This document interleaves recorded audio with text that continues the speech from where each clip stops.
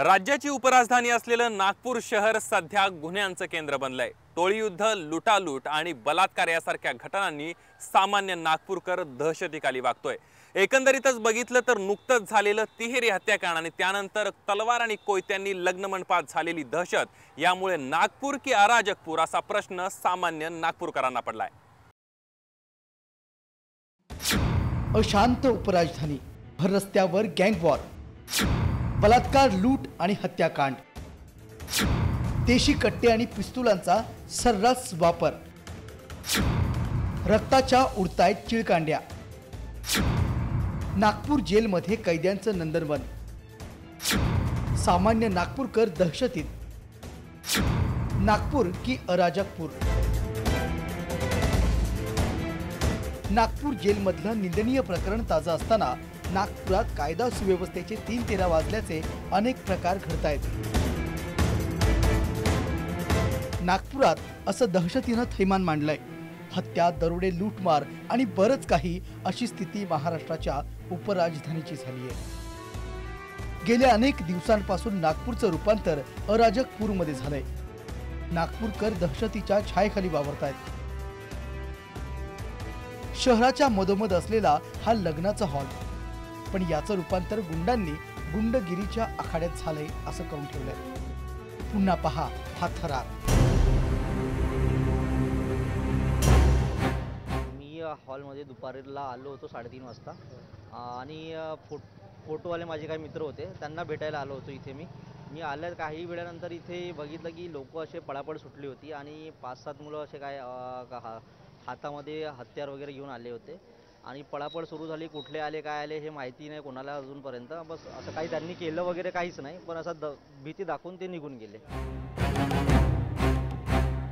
थराराचं कारण अगदी नाके बराबर, फक्त वाद झाला तो पार्किंग वरून। याच वादातून इथं असे शस्त्र पाजळण्यात आलेत।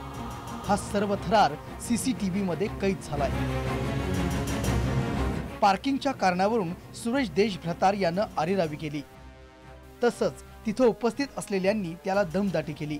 त्यामुळे संतप्त झालेल्या सूरजनं त्याच्या काही सहकाऱ्यांना बोलावलं आणि मग कोयता, तलवारी घेऊन लग्न मंडपात गोंधळ घातला। लग्न मंडपात तलवार आणि कोयते पाहिल्यानंतर लग्नासाठी आलेल्या पाहुण्यांची धावपळ झाली।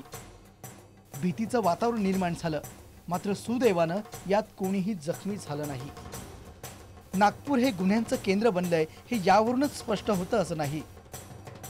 याच्या 1 दिवसा अगोदरच इथं अंगावर काटा आणणारं तिहेरी हत्याकांड घडलंय।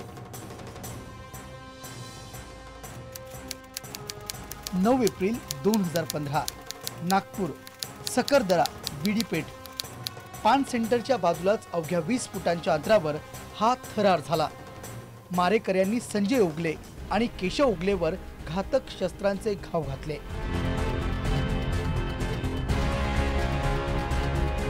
तर पळून जाणाऱ्या एकनाथ उगलेला मारेकऱ्यांनी रक्ताच्या धारोळ्यात लोळवलं। या घटनेमुळे परिसरात प्रचंड दहशत निर्माण झाली। अनेकांनी आपले दरवाजे बंद केले।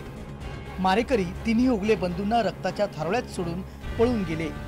या हल्ल्यात एकनाथ आणि संजय जागीच ठार झाले, तर केशवचा उपचारादरम्यान मृत्यू झाला। इथले स्थानिकच नव्हे तर पोलीस प्रशासनही या प्रकारानं हादरले।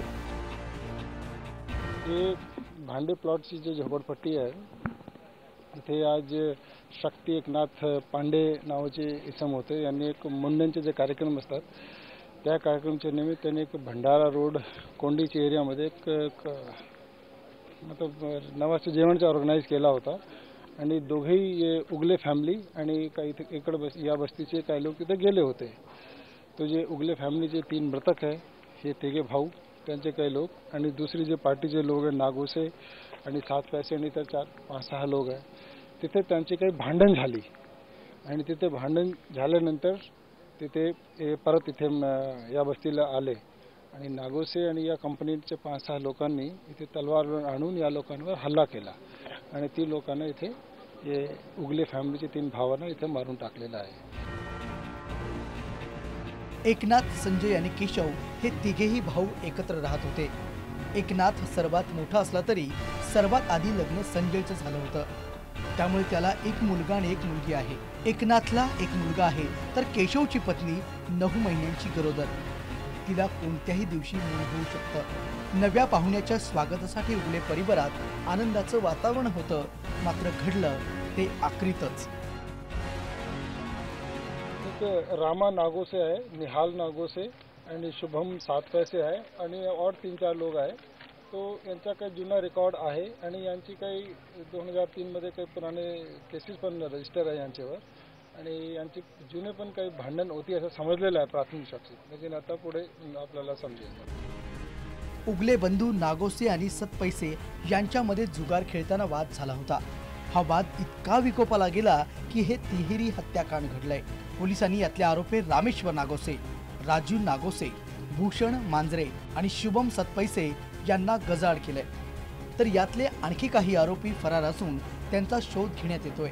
मात्र या घटनेमुळे नागपूर की अराजकपूर हा प्रश्न सर्वसामान्य नागपूरकरांना पडलाय. विजय दिघे, जय महाराष्ट्र, नागपूर.